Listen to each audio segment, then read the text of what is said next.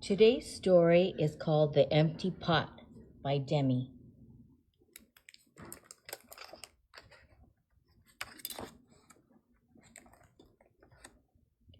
A long time ago in China, there was a boy named Ping who loved flowers. Anything he planted burst into bloom. Up came flowers, bushes, and even big fruit trees, as if by magic. Everyone in the kingdom loved flowers too. They planted them everywhere and the air smelled like perfume. The emperor loved birds and animals, but flowers most of all, and he tended his own garden every day. But the emperor was very old.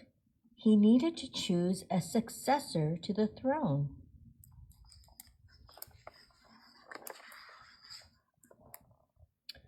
Who would his successor be? And how would the emperor choose? Because the emperor loved flowers so much, he decided to let the flowers choose. The next day, a proclamation was issued. All the children in the land were to come to the palace. They would be given special flower seeds by the emperor. Whoever can show me their best in a year's time, he said, will succeed me to the throne.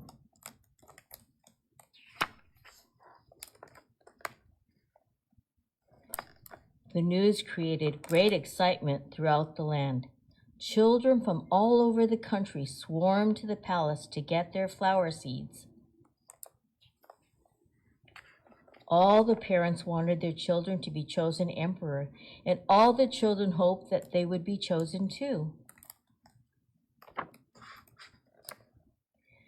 When Ping received his seed from the emperor, he was the happiest child of all. He was sure he could grow the most beautiful flower. Ping filled a flower pot with rich soil. He planted the seed in it very carefully. He watered it every day. He couldn't wait to see it sprout, grow, and blossom into a beautiful flower. Day after day passed, but nothing grew in his pot. Ping was very worried.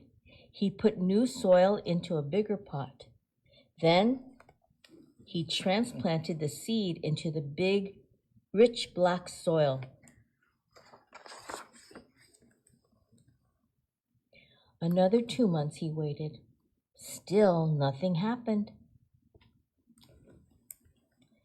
And by, the whole year passed. Spring came, and all the children put on their best clothes to greet the emperor. They rushed to the palace with their beautiful flowers, eagerly hoping to be chosen.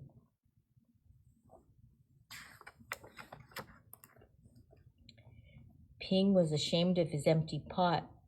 He thought the other children would laugh at him because, for once, he couldn't get a flower to grow. His clever friend ran by, holding a great big plant. "Ping," he said, "you're not really going to take that to the emperor with an empty pot, are you? Couldn't you grow a great big flower like mine?" "I've grown lots of flowers better than yours," Ping said. "It's just this seed that won't grow."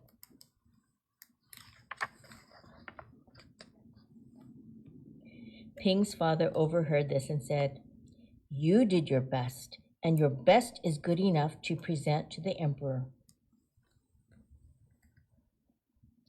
Holding the empty pot in his hand, Ping went straight away to the palace.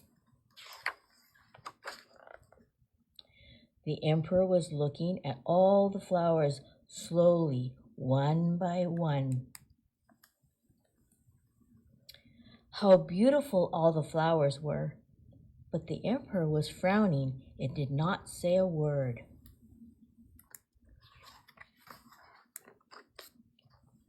Finally, he came to Ping. Ping hung his head in shame, expecting to be punished. The emperor asked him, "Why did you bring an empty pot?" Ping started to cry and replied, "I planted the seed you gave me, and I watered it every day, but it didn't sprout. I put it in a better pot with better soil, but still it didn't sprout. I tended it all year long, but nothing grew. So today I had to bring an empty pot without a flower. It is the best that I could do."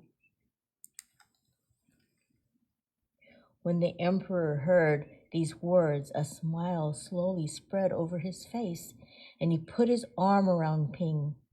Then he exclaimed to one and all, "I have found him. I have found the one person worthy of being emperor. Where you got your seeds from, I do not know, for the seeds I gave you had all been cooked, so it was impossible for any of them to grow."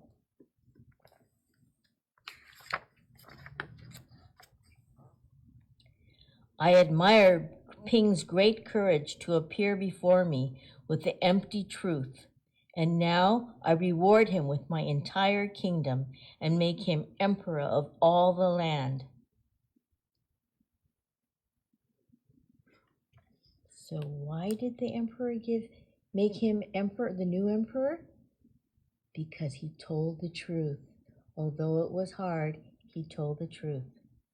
Well, I hope you enjoyed the story and hope to see you next time at Storytime. Bye-bye.